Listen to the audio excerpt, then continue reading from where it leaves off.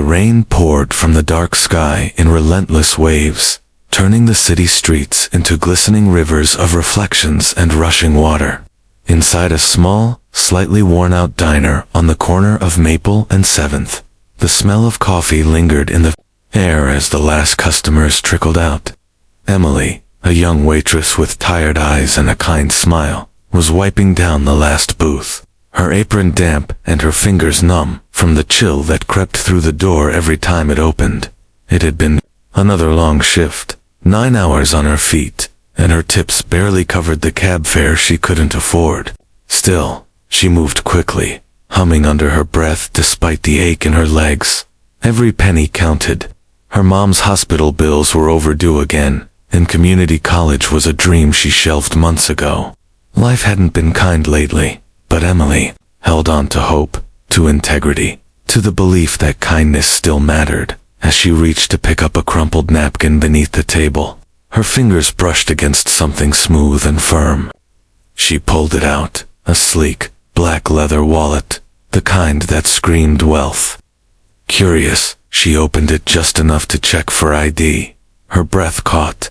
Inside were platinum and black credit cards, a heavy cash stack, and a driver's license bearing the name Andrew Keller. Her heart raced. She knew that name. Andrew Keller, the billionaire CEO of Keller Real Estate Group. He had been in the news last month for donating $1 million to rebuild an inner-city school. What on earth was a man like that doing? Here, Emily glanced around. The diner was nearly empty. No one else had seen it. There were no cameras, no witnesses. That amount of cash could mean food, heat, or rent for the next few months. It could change everything. But her hand slowly closed the wallet. She couldn't do it. It wasn't hers. That simple truth was enough. She found a plastic bag in the back, tucked the wallet inside to shield it from the rain, and grabbed her worn-out coat. Her shoes squished as she stepped out into the storm, wind tugging at her hair, cold water soaking through her socks almost instantly. The bus routes were already shut down because of the weather, but she didn't hesitate. 20 blocks. That's how far the company headquarters was. 20 blocks in the freezing rain, with no umbrella and aching feet, just to return something that didn't belong to her. An hour later, shivering and dripping wet, Emily finally stepped into the towering glass building of Keller Real Estate. The marble floors and gold-trimmed walls were a far cry from the chipped tiles of the diner.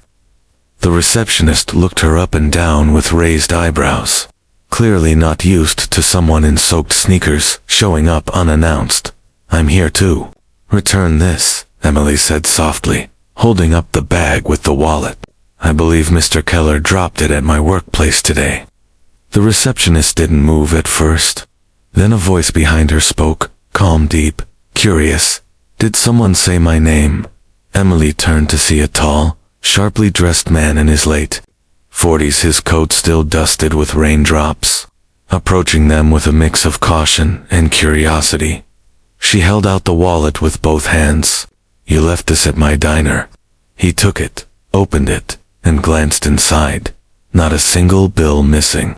He looked at her, really looked at her, as if trying to understand why she did it. "You walked through this storm, just to return a wallet?" he asked. Emily nodded, wiping her damp forehead. "It didn't belong to me." There was a long silence.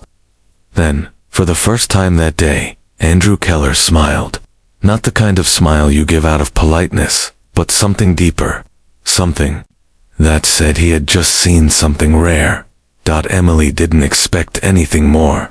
She turned, thanked the receptionist, and walked back into the rain. She had no idea that the course of her life had just shifted in that single, soaked moment. The morning sunlight crept softly through the dusty blinds of Emily's tiny apartment. The sound of traffic filtered in through the cracked window as she stood in her cramped kitchen, pouring weak coffee into a chipped mug. Her uniform hung on the back of a chair, the same one she had worn for 2 years straight. She was already mentally preparing for another long day at the diner. That's when there was a knock at the door. Startled. Emily wiped her hands on a dish towel, and opened the door to find a delivery courier in a clean blue uniform holding a large envelope. He checked his clipboard and confirmed her name. Asterisk for Emily Brooks. She nodded, confused. Signature here, please. Asterisk. Once he left, Emily stared at the envelope. It was thick, high-quality paper with an embossed logo that shimmered faintly.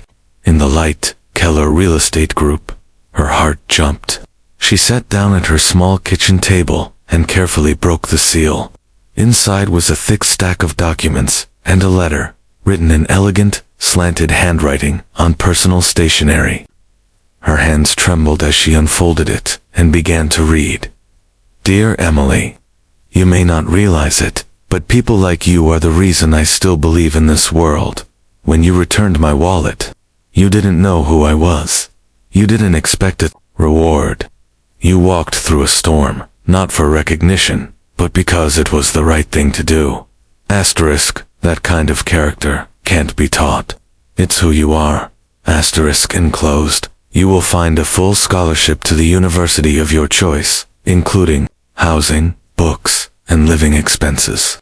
You'll also find a formal offer of employment, a paid internship at Keller Real Estate Group, with a guaranteed position after graduation. Asterisk, it's not charity. It's an investment in you, because the world needs more people like you, in positions of leadership. Thank you for reminding me of what integrity looks like. Warm regards. Andrew Keller. Asterisk. Emily read the letter once, then again. Her eyes flooded with tears. Her fingers pressed against her lips, trying to muffle the sob that escaped her chest. Asterisk. She wasn't dreaming. Asterisk. She flipped through the documents. Real university forms with her name already printed on them, a signed offer letter, even a handwritten note of encouragement attached to a $1,000 check labeled for the first steps. Asterisk. For the first time in years, she didn't feel stuck. She didn't feel invisible. She felt seen, valued, believed in. Asterisk. That afternoon, she walked into the diner for her shift. The same lights flickered overhead, the same tables waited to be cleaned, but everything had changed. She wasn't just a waitress anymore. Asterisk. She had a future now, and it started not with money or luck, but with a single act of integrity. Asterisk. Months later, Emily walked across the university campus with a backpack full of books and a heart full of purpose. And years down the line, she would sit across from Andrew Keller, no longer as a waitress, but as a trusted executive in his company, the girl who returned a wallet and rewrote her own destiny.